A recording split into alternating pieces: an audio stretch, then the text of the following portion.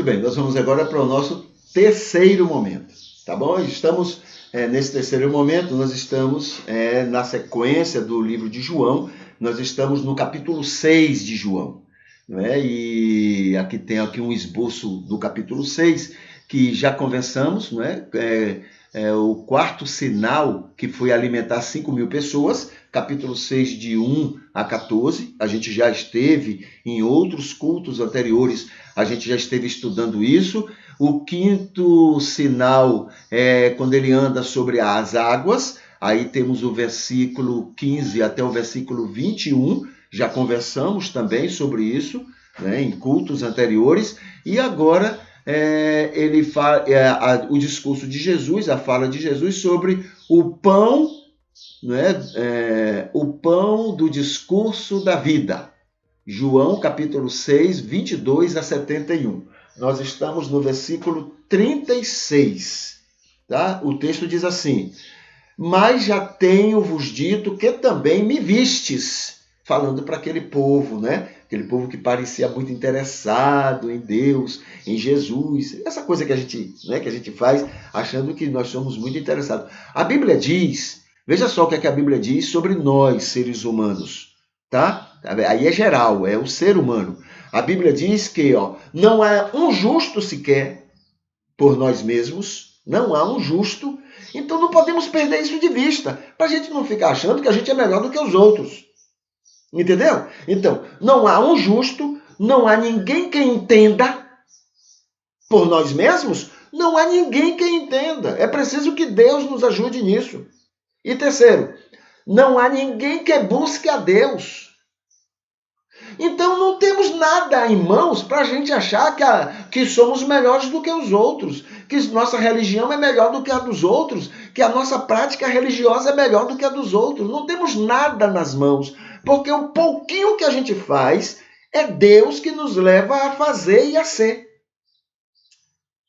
Percebe como é interessante essa situação? Né? Mas a nossa prepotência, e eu sou prepotente, infelizmente, né? Mas todos somos prepotentes. Então a minha prepotência diz que não, a minha religiosidade é melhor do que a dos outros. A minha maneira de praticar a minha fé é melhor do que a dos outros, está tudo errado. A minha é que está correta. Deus ama mais a mim do que a de todo mundo. Eu amo mais a Deus do que qualquer outra pessoa. A minha prepotência diz isso. É essa mesma prepotência que Israel teve e rejeitou Jesus. Mas não só rejeitou, matou Jesus. Crucificou Jesus. Escolheu Barrabás no lugar de Jesus. Essa prepotência. Eu sou o povo de Deus. O resto é gentil. O resto é gentalha. O resto é... Entendeu? A gente cai nisso todo dia. A gente ora para Deus como se Deus tivesse compromisso em ser ou fazer qualquer coisa para a gente. E eu sempre lembro de um primo que eu tinha e tenho, né? Algum tempo atrás, e quando eu era adolescente, eu ia falar com ele, eu me intrometia em alguma conversa dele, eu dava a minha opinião, e aquela coisa de adolescente, e ele ele disse para mim várias vezes, procure sua baixa posição e se coloque.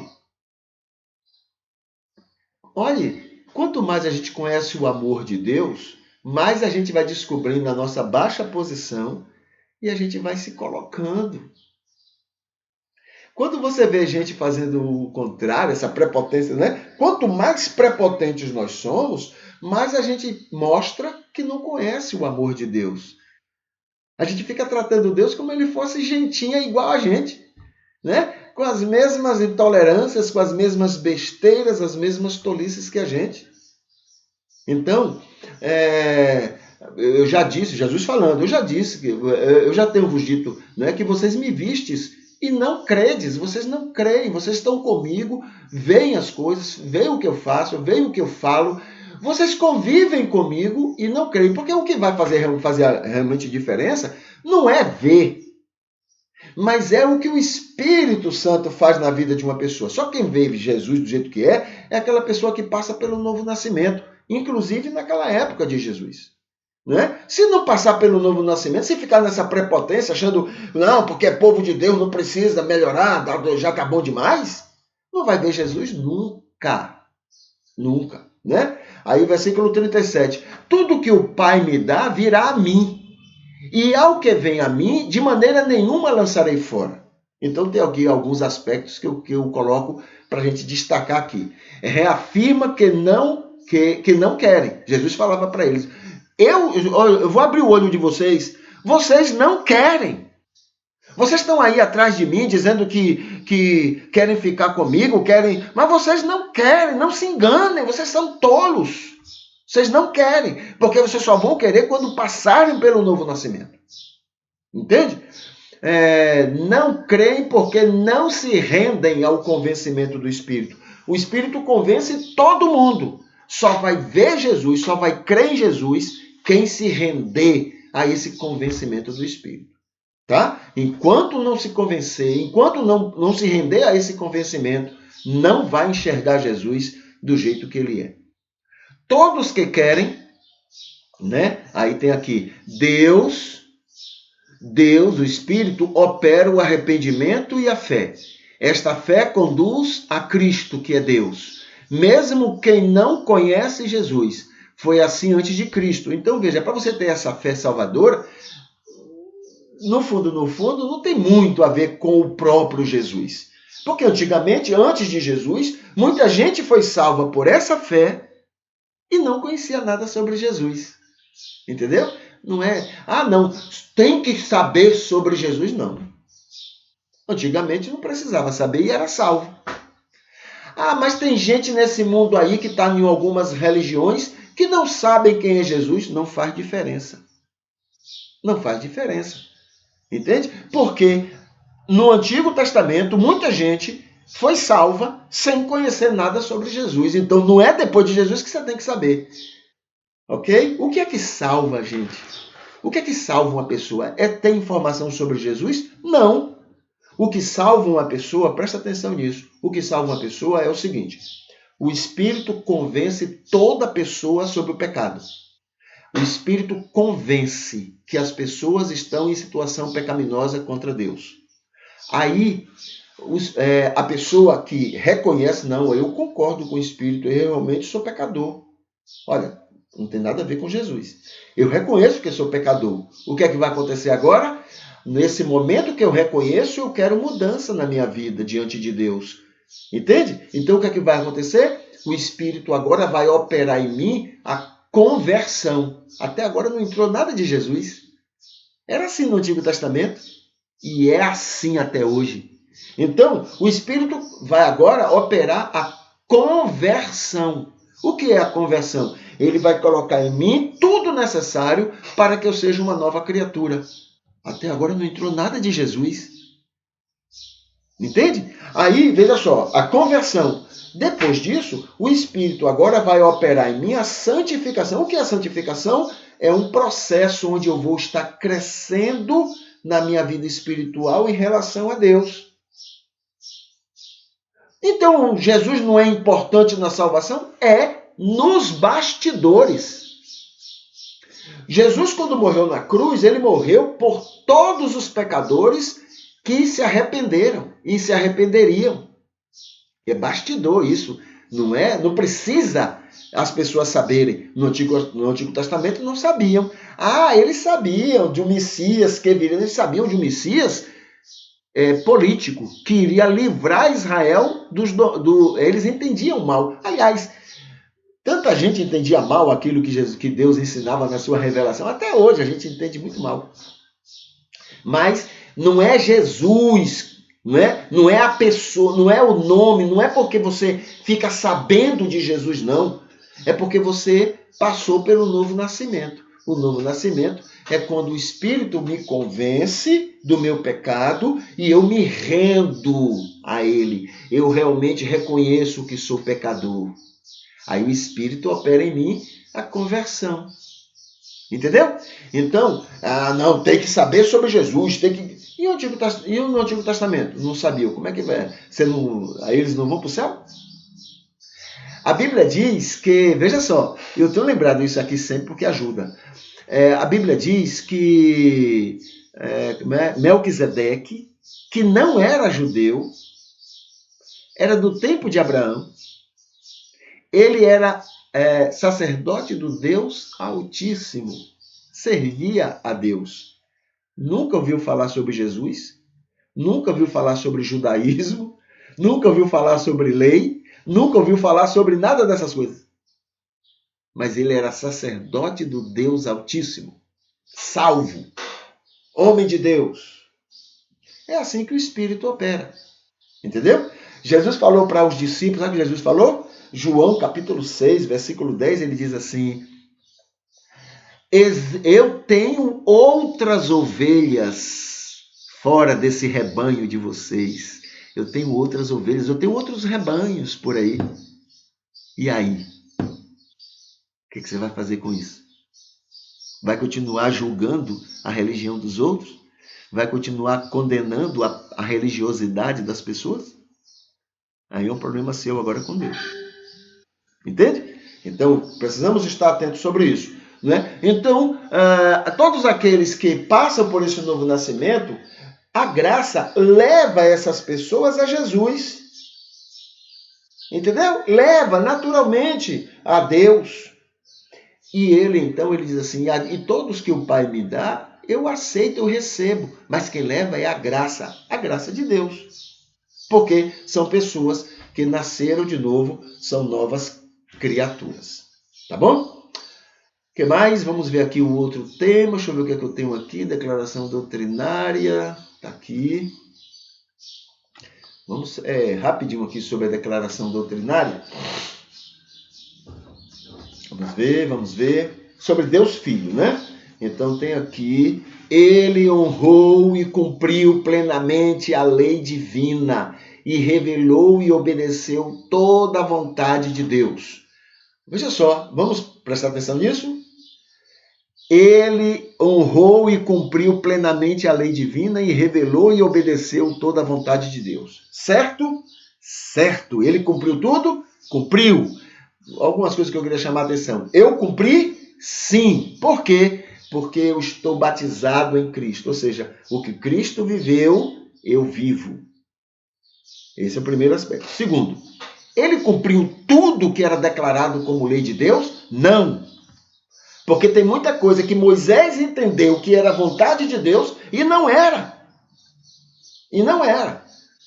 Uma delas, né? Eu sempre cito aqui, fazia parte da lei lá, né? Toda criança, todo filho desobediente deveria ser colocado lá na porta da entrada da cidade para ser apedrejado. Pergunta a Jesus se Jesus mandaria isso. Não, Jesus não mandaria. Então não era de Deus, era da cabeça de Moisés. Entendeu? O que mais? Sábado. Tem que guardar o sábado, não pode fazer as coisas no sábado. Pergunta a Jesus. A Bíblia diz que Jesus desobedecia e por isso queriam matá-lo. Mas ele cumpriu todos os mandamentos? Todos os mandamentos de Deus, ele cumpriu. O que não era de Deus, ele não cumpriu. Ele não mandava ninguém apedrejar prostituta, ele não mandava ninguém apedrejar filho desobediente e outras coisas mais. Ele não mandava. Entendeu? Agora, Moisés, na cabeça dele, entendeu? Eu vou culpar Moisés? Não, porque eu, no lugar de Moisés, também entenderia mal, com todos os preconceitos e todos os defeitos que eu tenho, eu faria a mesma coisa, então não vou. Agora, graças a Deus, o Espírito de Deus nos ilumina para que a gente veja as coisas de Moisés e diga, não, isso aí é coisa de Moisés, não é coisa de Deus, não. O Espírito nos ilumina. E a gente não faz as tolices de Moisés. Entende? Muito bem, então tem aqui, ele honrou, né, cumpriu, revelou toda a vontade de Deus, sim, honrou toda a lei, sim, cumpriu toda a lei. Todo batizado nele também, o que é batizado é estar imerso nele, está nele, não é? Alguém fez uma comparação muito boa. O bezerro que está dentro de uma vaca, né, se a vaca entra no rio, o bezerro entra também? Entra, porque está dentro do bezerro, ele está imerso na vaca. Né? Se a vaca sofre qualquer acidente, qualquer coisa, o bezerro também, porque ele está imerso. A mesma coisa somos nós. É por isso que nós somos batizados em Cristo, porque ele viveu, nós vivemos. Ele morreu, nós morremos. Ele foi crucificado, nós fomos crucificados. Ele ressuscitou, nós vamos ressuscitar. Então estamos batizados. É por isso que a Bíblia fala em batismo, imerso em Cristo. Tá? Então nós também cumprimos, não é, todas essas coisas que Jesus cumpriu como Filho de Deus. Tá? O que tem mais aqui? Tem aqui esse final. Né? Agora sim, vamos então ver as perguntas e a gente vai responder essas perguntas. Aqui já é a parte final do nosso terceiro momento. Então, deixa eu ir aqui, né? Deixa eu ver aqui como é que estão, que perguntas teríamos aqui. Deixa eu ver. Deixa eu atualizar aqui. Deveria estar no ponto aqui. É porque outras informações chegaram.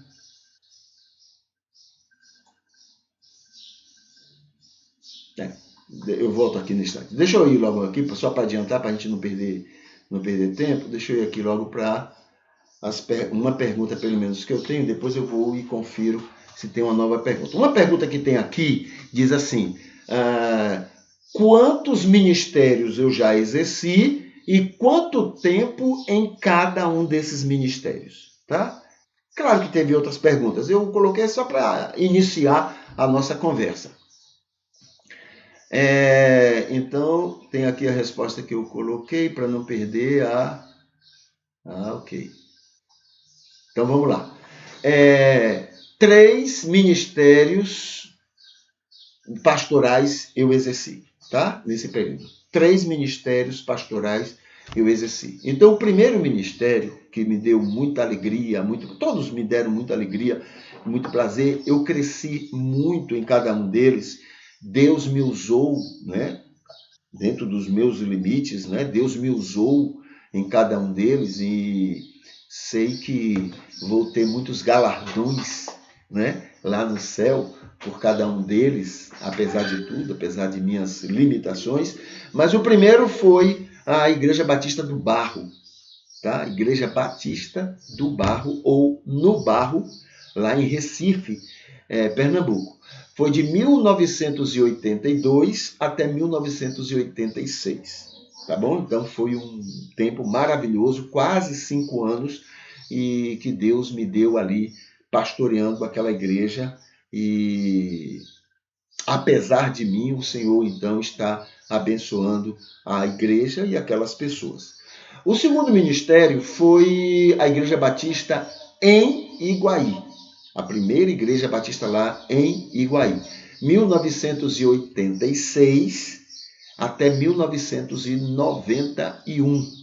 Aí foram 5 anos ali na igreja em Iguaí. Também uma cidade maravilhosa, uma cidade especial, dentro e fora da igreja, pessoas, né? Deus me abençoou muito nas relações com pessoas dentro e fora da igreja, o que foi muito agradável para mim. Guardo gratas lembranças de tudo aquilo que eu vivi ali em Iguaí. O terceiro ministério é a Igreja Batista Central em Teixeira de Freitas, 1992 até 2020, tá? Aí foi mais de 5 anos de ministério, tá certo? E o Senhor também esteve me abençoando, não é, nesse pastorado, com as pessoas, dentro e fora da igreja. Eu tive experiências maravilhosas que guardo e guardarei para toda a minha vida, tá bom? Então foram 3 ministérios especiais que tive nesse período. Estou vivendo um 4º pastorado. Por quê? Porque eu estou trabalhando agora de uma maneira muito especial, com muito carinho, com pessoas fora de igreja, tá? Pessoas que por vários motivos, não fazem parte de alguma igreja ou alguma denominação, mas querem servir a Deus, gostam de servir a Deus, mas sem estarem sob, a estrutura, de uma instituição e de umas predeterminações que são colocadas, mas são pessoas que são guiadas pelo Espírito de Deus, pessoas que estão sendo bênçãos nas mãos de Deus para abençoar pessoas, né? Então, tem vantagens e desvantagens o convívio de igreja e tem vantagens e desvantagens o convívio fora de igreja, tá? E a gente está a gente tem mantido contato e, dentro do possível, abençoado pessoas que estão sem esse envolvimento com a igreja, tá bom? O que mais? Nós temos, junto com esse pastorado, né, nós temos feito atendimentos psicológicos, também é uma maneira de exercer o meu pastorado. Existem pessoas que estão me ajudando na remuneração, né, que pagam por isso, e pessoas que a gente vai criando situações para que aquelas que não tenham condição de fazer isso possam também ser beneficiadas com esse serviço. Nós temos esse culto matutino, onde pessoas de lugares que a gente nem imagina têm sido abençoadas, não é, com esses nossos momentos diários. E isso também tem enriquecido o meu ministério, né, o meu quarto pastorado. E existem agora novos projetos que estão surgindo e que a gente vai estar exercendo também dentro da ideia de um quarto pastorado. Tá bom? Então, essa é uma das perguntas que tenho e que a gente responde aqui. Outra pergunta que temos é o seguinte: em que a igreja de Cristo, né? Em que a igreja de Cristo falha em relação ao joio que a compõe, né? A igreja local, as igrejas, elas são formadas por joio e por trigo. E eu tenho observado que não é somente no cristianismo que isso ocorre. Todas as religiões têm joio e trigo. Toda religião tem joio e trigo, né? E o que é que a igreja, no caso, a igreja cristã, vamos dizer assim, o que é que todas as religiões falham, né, diante da convivência com o joio? Já que Jesus Cristo mandou que não tirasse o joio do meio do trigo, né? Já que não é para tirar. Qual é o melhor lugar para o joio? É no mundo ou dentro da convivência com o trigo? Na convivência com o trigo, tá? A gente tem lembrado que a Igreja de Cristo é um hospital. É um hospital. E aí mostra um dos muitos defeitos, um dos muitos problemas, falhas que as igrejas têm em relação ao joio.